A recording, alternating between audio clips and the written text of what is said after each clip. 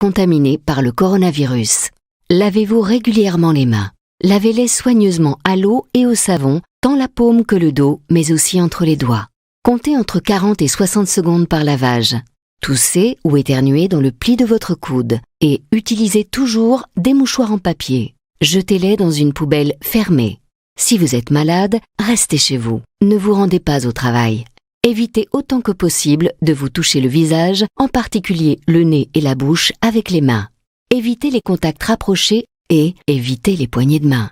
Prenez soin de vous, mais aussi des autres.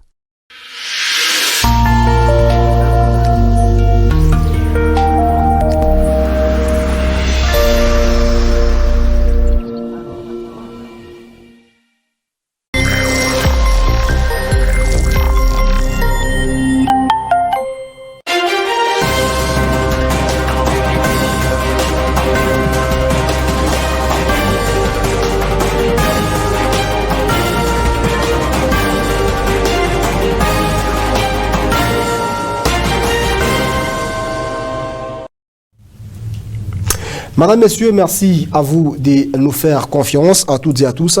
Bienvenue à cette édition du journal sur la télévision Étoile Jaune. Tout de suite, le sommaire de ce journal. Inauguration ce jeudi du centre de santé Kassulo, fruit de la redevance minière perçue par la commune de Manika. La cérémonie s'est déroulée en présence de plusieurs personnalités, notamment le gouverneur des provinces qui a procédé à la coupure du ruban symbolique. Et puis le port de masque obligatoire, suspension du trafic de personnes entre l'île Lualaba et la province du Haut-Katanga. Ces mesures prises par le gouvernement provincial sont entrées en vigueur ce jeudi et suivies à la loupe par la majorité de la population. Madame, Messieurs, bienvenue à ce journal sur votre télévision.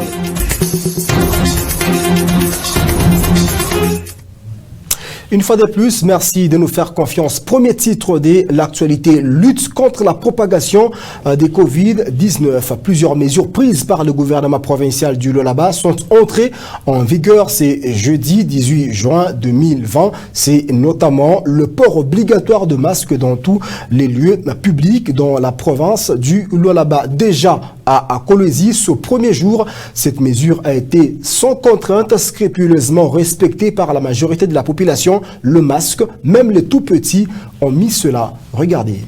Ça, c'est pour éviter les maladies coronavirus.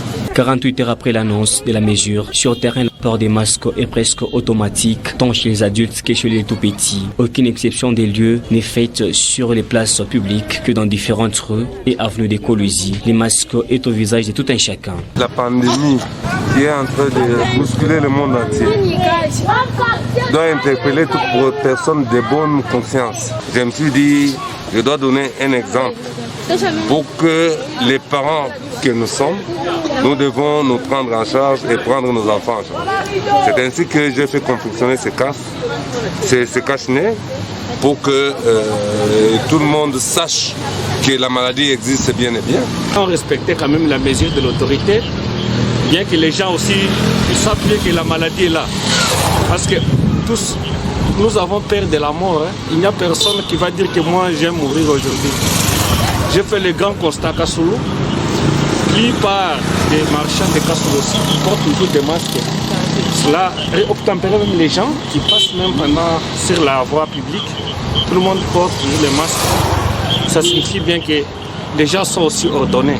Ils respectent l'autorité établie. Par manque des moyens, ceux qui n'ont pas de masques font recours à l'utilisation des mouchoirs des poches pourvu que le nez et la bouche soient protégés. On s'est dit au manque de moyens, parce que nous voyons les gens qui distribuent des cache-nez ne distribuent pas à tout le monde. Et puis les cache-nez sont déjà montés à la treillis, nous voyons des cache-nez vendus à 3 000 francs. Nous manquons de moyens, nous ne savons pas où alors trouver des cache-nez. C'est pour cela que nous protégeons aussi avec cette moyen. Prise par le gouvernement provincial, les ports obligatoires des masques visent à protéger la population contre la propagation du coronavirus qui ne cesse de décimer des vies humaines partout dans le monde entier et en République démocratique du Congo en particulier. Coronavirus toujours. Pendant 5 jours, il n'y aura pas de trafic de personnes entre le province du Lualaba et Okatanga. Cette autre mesure prise par le gouvernement provincial du Lualaba est aussi entrée en vigueur. C'est jeudi 18 juin 2020 et la mesure a été scrupuleusement respectée. Cependant, dans la ville de Kolwezi, les conducteurs des minibus desservant à la ligne Kolwezi-Lualaba-Gare ont manifesté leur mécontentement puisque ayant été contraints de s'arrêter ou encore de ne pas franchir le péage de la ville de Kolwezi. Regardez. Ici, l'application de cette mesure est sans appel.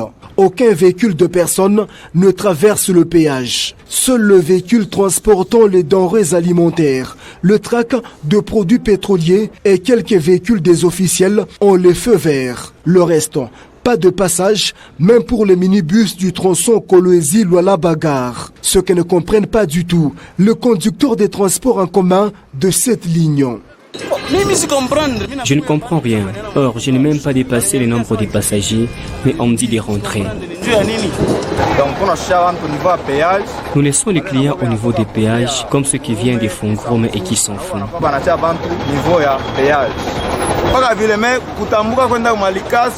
Dépasser les cassis, c'est ce qui est interdit. Et pourtant, nous, c'est une ligne interzone. Directement, c'est un arrêt des bus qui s'improvise autour du poste de péage. Dans ces conditions, le passager de Lualaba-Gare s'estime le plus perdant. Ils sont débarqués des taxibus à mi-parcours pour arriver à destination finale. Pas autre alternative que descendre du premier véhicule, traverser le péage à pied, ensuite prendre une moto ou un autre minibus de l'autre côté du péage. C'est le double du prix des transports en commun qui est déboursé. 4 000 francs congolais au lieu de 2 000 comme prévu sur les tronçons Kolwezi-Lualaba-Gare dans la même province. La suspension du trafic de personnes ne concerne que les provinces du Lualaba et le Haut-Katanga. Cette mesure ne concerne pas le tronçon à l'intérieur de la province du Lualaba, selon la communication du gouverneur des provinces. Et dans l'objectif d'intensifier la sensibilisation de la population sur le respect de gestes barrières, de relais communautaires seront déployés déjà à partir de ce vendredi 19 juin 2020 dans toutes les 2 communes de la capitale mondiale du cobalt. Bien avant cela, une séance de briefing a vécu ce jeudi au complexe Ewabora Ben. Leurs voix seront utilisées pendant 5 jours pour atteindre toutes les couches de la population. À l'aide des mégaphones, dans un système porte-à-porte, les relais communautaires vont sillonner les rues de Kolwezi pour répercuter les gestes barrières dans la lutte contre la pandémie à coronavirus dans les ménages. Concomitamment, les séances de briefing des sensibilisateurs évoluent. Au terrain des baskets du groupe scolaire Ewabora, ce sont les relais communautaires de la zone de santé de Manika. Dans la grande salle, ce sont ceux des Dilala qui apprennent plus sur l'adversaire invisible Covid-19 avant de se pointer au front. La mise au point prend les allures d'une séance académique pour élaguer une fois pour toutes les incompréhensions dans les chefs des émissaires de la province. Les points saillants sont marqués dans un carnet ou cahier. Les sensibilisateurs sont répartis selon leur proximité. Les mobilisateurs ont qu'un seul rôle, assouplir les mesures barrières dans la communauté. Leur intégration dans l'équipe des ripostes du Lualaba n'est pas un fait du hasard. Les relais de la santé dans la communauté. Leur rôle, il est très important dans la sensibilisation, il est très important dans l'information par rapport à la santé dans la communauté. Nous avons vu qu'il y a vraiment un grand relâchement par rapport aux mesures barrières. Nous voulons faire de cette sensibilisation avec les relais communautaires comme un coup de marteau que nous allons mettre sur pied. Les relais communautaires aujourd'hui ont été sensibilisés sur les mesures barrières. Et ces mesures barrières, ils vont aller répercuter dans la communauté. Et il est question ici que les relais communautaires passent de ménage à ménage. Donc cela veut dire que la sensibilisation sera intense. En dehors, dans toutes les aires de santé de la ville de Kolwezi.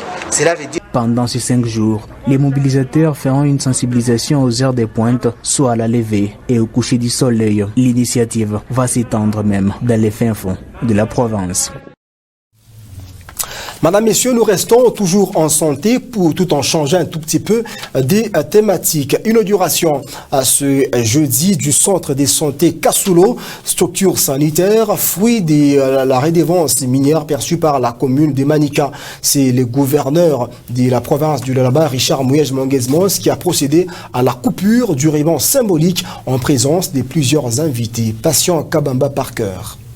C'est un bâtiment qui comprend à son sein les cabinets des médecins et des infirmiers, les bureaux administratifs, un bloc opératoire, une maternité moderne ainsi qu'une pharmacie bien équipée. C'est l'image actuelle que présente le nouveau centre de santé Kassulo situé dans les quartiers portant les mêmes noms. Avant la cérémonie inaugurale, le curé de la paroisse Saint-Kizito a béni les bâtiments qui devra accueillir les malades. Ensuite, les cadres des bases de la cité Kassulo ont à leur tour remercié l'autorité communale de Manika pour ses gestes. Cette journée restera inoubliable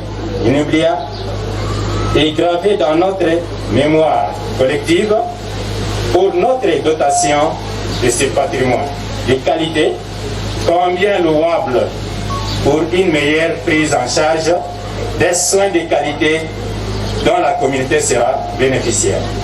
Au nom de la population, nous disons sincèrement grand merci à nos autorités politico-administrative et particulièrement à messieurs les bourgmestres de notre commune de Manika. Ces centres est le fruit du 20% de la redevance minière que perçoit la commune de Manika qui a permis la matérialisation de ces projets, a déclaré Franck Maoula Kafioto, bourgmestre de Manika. Excellence, Monsieur le Gouverneur, partant de l'historique de ce centre de santé, vous avez octroyé par un protocole d'accord à la commune de Manika non impacté directement la quote-part de 20% provenant de la redevance minière de la commune de Dilala dans le souci de voir un développement intégral de nos entités territoriales décentralisées. Je puis vous rassurer, Excellence, vous avez vu grand et fait un bon choix dans votre décision, car plusieurs réalisations sous votre leadership ont été faites. L'autorité urbaine Véronique Opité à son tour a loué l'esprit du bâtisseur qu'incarne son collaborateur. Ce jour mémorable marque l'aboutissement des besoins sanitaires des habitants du quartier Kassulo en particulier et de la commune de Manika en général. Par la qualité des soins et la hauteur de la beauté de ce centre, puissent d'autres projets initiés par le bourgmestre de la commune de Manika s'accomplissent. Bravo, monsieur le bourgmestre. C'est le gouverneur des provinces Richard Mouyej Manguezmos qui a procédé à la coupure du ruban symbolique, suivi de la visite de ces bâtiments. Et de la ville de Kolwezi, direction le camp militaire en Zilo, situé à plus ou moins 30 km. Ce camp est buté à plusieurs difficultés, parmi lesquelles le problème d'accès à l'eau potable. Pour s'en procurer, la population est contrainte de parcourir de très longues distances avec des bidons jaunes. Ils peuvent bien s'abreuver, couler lessive et l'utiliser à d'autres fins. Pourtant, c'est à dessert. De partout, on ne voit que des vieux robinets qui existent depuis l'époque belge, qui ne sont que des éléphants blancs. Pour avoir juste une goutte, les habitants de cette partie de la ville sont contraints de faire 5 km. C'est l'image qu'offre le camp militaire Nzilo. Cet état des choses n'enchante plus d'un. Il y a 3 ou 4 ans comme ça que l'eau ne s'écoule pas régulièrement au robinet. Vous voyez le robinet là qui est brisé. Et ici, si vous voyez que nous avons les sanitaires. C'est là où la population ici vient puiser de l'eau. Or, ici il y a beaucoup de microbes, en tout cas les enfants souffrent beaucoup. Donc cette population vulnérable souffre vraiment. Il y a manque d'eau. En ce moment ici, il n'y a pas écoulement d'eau. Nous demandons aux autorités hiérarchiques, à son excellence, monsieur le gouverneur, vraiment qu'il puisse se souvenir de cette population vulnérable en ce qui concerne l'écoulement d'eau au robinet. S'ils peuvent venir vraiment revenir en aide de cette population vulnérable de cette contrée. Une main forte de l'autorité provinciale en charge des hydrocarbures soulagerait les habitants de ce coin et les éviterait des maladies hydriques. Retour dans la ville des Kolwezi pour parler infrastructure. Cette fois-ci, le projet d'asphaltage des artères se poursuit. Ce projet se poursuit sans des emparés. Et à titre illustratif, l'avenue Gazumbu prolongée revêt déjà sa plus belle robe grâce à l'initiative de la mairie des Kolwezi. Je vous propose cet élément de reportage. C'est une asphalte d'une épaisseur de 7 cm qui est posée sur cette artère à la grande satisfaction de la population. Et le numéro 1 de la capitale mondiale du cobalt, Véronique Koupité. Un jour de joie pour nous, parce que nous sommes venus assister au placement de la couche d'équipement. Et nous sommes en train d'admirer le travail qui a été fait par nos partenaires. Comme vous êtes sans ignorer, c'est un projet de la ville. De tout le temps, on vous disait que cette ville avait fait des performances et continue à faire des performances par rapport à ce texte propre. Et en son temps, la ville avait été choisie pour être financée par la Banque mondiale à travers le projet Kenny. Ceci est l'une des étapes du vaste projet de réhabilitation des différentes artères de la ville de Kolwezi. Projet initié par la mairie en collaboration avec différents partenaires, notamment la Banque mondiale. Selon le maître d'ouvrage, cette artère sera mise à la disposition de la population d'ici quelques jours. Là, nous sommes à l'étape de la planche d'essai. Nous faisons un essai sur 100 mètres pour voir comment est-ce que cette couche va se comporter. Et si ça se comporte bien, nous allons continuer avec les travaux. Améliorer les infrastructures de la capitale mondiale du cobalt est l'objectif que s'est assigné la mairie de Kolwezi sous le leadership de Véronique Koupité et ses collaborateurs. Direction la capitale Kinshasa pour parler à politique. La première vice-présidence de Jean-Marc Kabunda appartient désormais à l'histoire. Le verdict de la Cour constitutionnelle qui a été tant attendu a été enfin rendu public. Francine Chansa-Mouansa pour les commentaires. La messe est donc dite pour Jean-Marc Kabunda. Au terme de son verdict, la haute juridiction a déclaré la requête de l'ancien vice-président de l'Assemblée nationale recevable, mais non fondée. Cette décision de haut juge étant inattaquable, conformément à la procédure consacrée, la Cour constitutionnelle a rejeté la demande introduite par Jean-Marc Kabunda en annulation de la décision qui a porté sur la déchéance en tant que premier vice-président de l'Assemblée nationale. Destitué au cours de la plénière le 25 mai dernier sur base de la motion de l'honorable Jean-Jacques Mamba que Jean-Marc Kabunda vient de voir sa destitution à son poste être confirmée. La décision est tombée après que le Conseil d'État transmettait la plainte de contestation de la destitution de Kabunda à la Cour constitutionnelle.